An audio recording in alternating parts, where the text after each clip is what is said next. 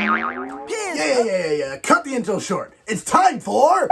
It's Chester and the Rant!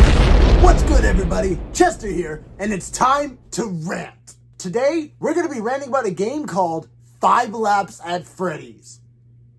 Yeah, I know. I'm ranting about a FNAF game. Spoiler alert, the demo for this game just released, and... it's not... good. Don't get me wrong, I've always loved it when FNAF just took a break from the scariness and made something fun. Yes, I'm one of those people out there who likes FNAF World. Fight me! So when I heard about a FNAF kart racer, I thought it'd be pretty cool. Considering how animated they made the characters now, and how the franchise is expanding, I thought it would be pretty cool. And is it cool? Yes and no. The concept is pretty cool, like the name already seems like it works and doesn't feel generic. But there is just one problem. I'm gonna pass this over to my boy Megamind. Presentation!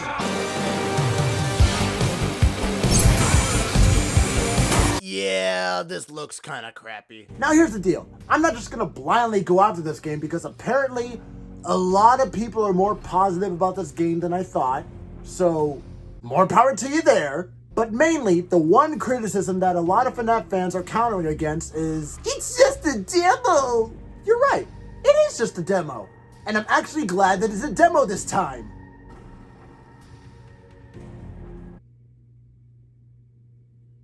So once again, I'm gonna fairly criticize the game based on the things that I do like and the things that I don't like. So, let's start off with the good things first. Like I said before, the concept is actually pretty cool. I've always wanted a Freddy kart racer.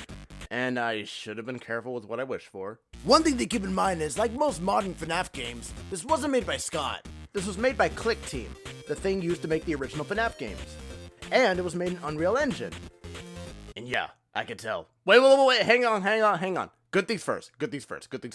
I do like the references from other games, like the game has Boom from FNAF World. I also like the idea of having an animatronic chase you as you race, which honestly is something I haven't really seen in other kart racers, so well done! The character designs are also interesting. They didn't just straight up use the models from FNAF World, they actually ended up making their own models, which honestly, I respect. And the music. The music is solid as always in a FNAF game.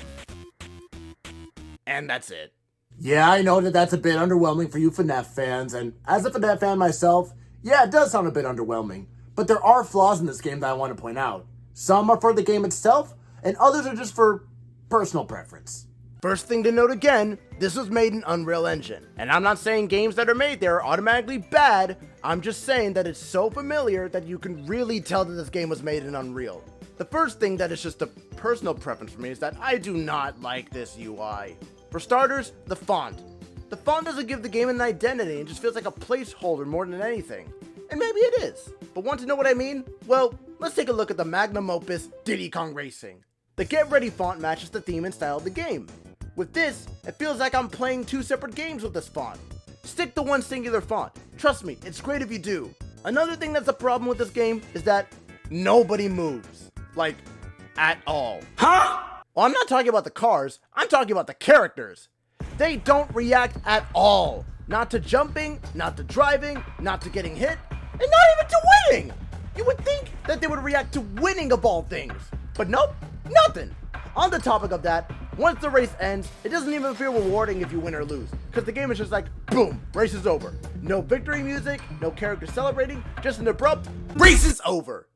Gee, that amount of unrewardfulness sounds familiar.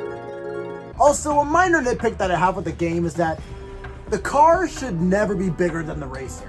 I don't know, just every time the car is bigger than the racer, the game just always seems to be not as good as other racing games. I don't know, maybe that's just a me problem.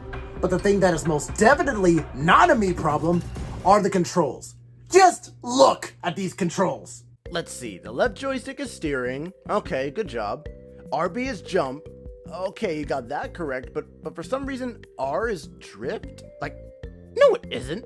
RB is jump and drift at the same time. That makes it so much easier. LB is reverse.